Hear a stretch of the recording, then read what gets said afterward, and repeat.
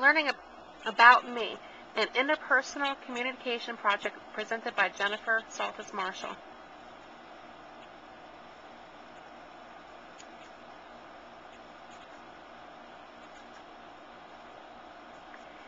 Help. Did you know wives are more likely to use a hostile style of communication, whereas husbands are more likely to use a withdrawing style? My goal is to simply become an effective listener. I want to have a good, open communication with my new husband, children, family, friends, and coworkers, even the members of our church. Let's talk about the DISC model. By learning which temperament type we, as well as those people with whom we have contact with in our personal and professional lives, fit with Cabrona's first temperament model of human behavior, or the DISC model, we can help better understand ourselves and the way we interact and communicate with others. We can alter our behavior and redirect our actions by making right choices. We can learn about what motivates us, our environmental needs, the type of leader with whom we respond best to, and the things we need to learn about ourselves in order to solve what Cabrona calls the people puzzle. The DISC personality type. D stands for the active task-oriented. I stands for the active people-oriented. S stands for the passive people-oriented, and C stands for the passive task-oriented person. My DISC personality type. Blend, graph 1. Graph 1, this is expected of me personality type. Dynamic influencers. I am a D/ID.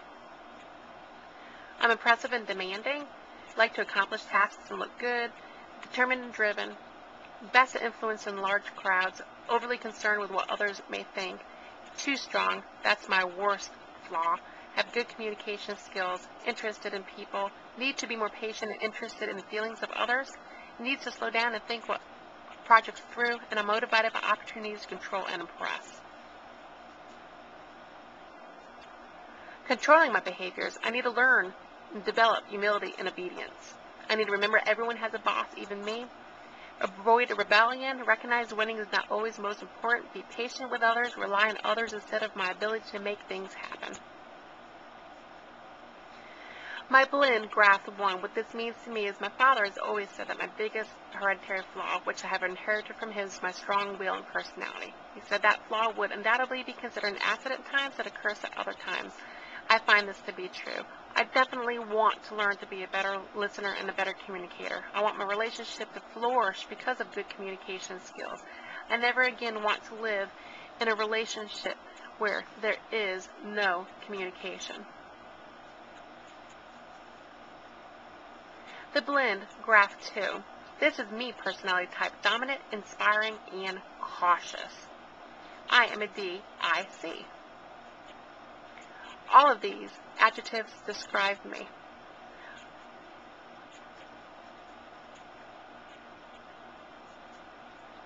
Controlling my behavior blends. I need to listen more, be more sensitive to others' feelings, be a peacemaker, not be so judgmental, be optimistic and encouraging to others.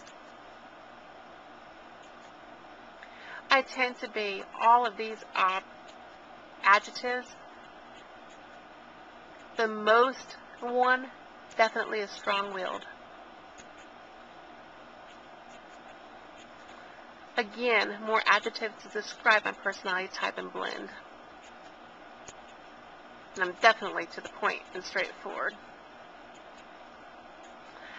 These I tend not to be more like. I'm not formal or proper, and I'm certainly not very gentle or humble, something that I am trying to be more so in my communication in life.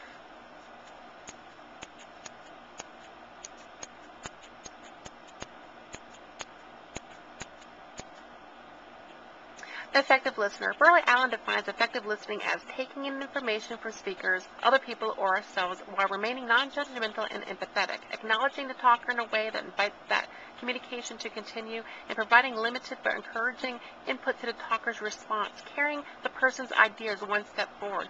This definition stresses the listener's responsibility to the communication process. Although listening is one of the most demanding aspects of communication, it is also one of the most rewarding. Burley Allen also states that listening can be divided into 3 levels characterized by certain behaviors that affect listening efficiency. The empathetic listening, hearing words but not really listening, and listening in spurts. All 3 things I have done.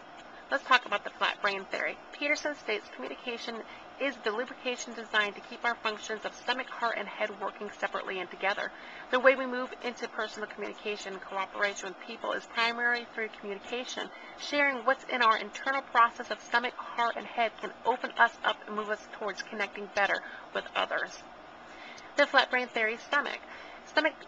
Stewart talks about stomach talk puts our feelings into words. It describes what's in our emotion containers. Feelings are by nature non-debatable. They just exist. Examples of these feelings are I'm hungry or I'm tired. The heart. Stewart states heart talk puts our ownership and openness into words. It makes clear that we're dissenting our own concerns and views, not everyone's or the correct ones, and that we are leaving room for other thoughts, which are likely different and may be illuminating to us. The head. Peterson states head talk puts our thoughts into words. It describes what we're thinking, our perceptions, basically factual stuff. It by nature is most always debatable. The conclusion. Peterson concludes by saying language that communicates best, that is, connects us with others at a deeper level, includes all three elements, the head, the stomach, and the heart. The flat brain syndrome. Peterson gives these examples. Our stomachs expand with an overload of mixed emotions. They press the heartfelt functions into bricks in our chest, sending our relating abilities south on us. The upward expansion flattens brains against the tops of our skulls, forcing our thinking, hearing, and seeing off kilter. When flat brain, we can't hear well, see accurately, think straight, or act sensibly. Let's discuss internal and external noise reduction.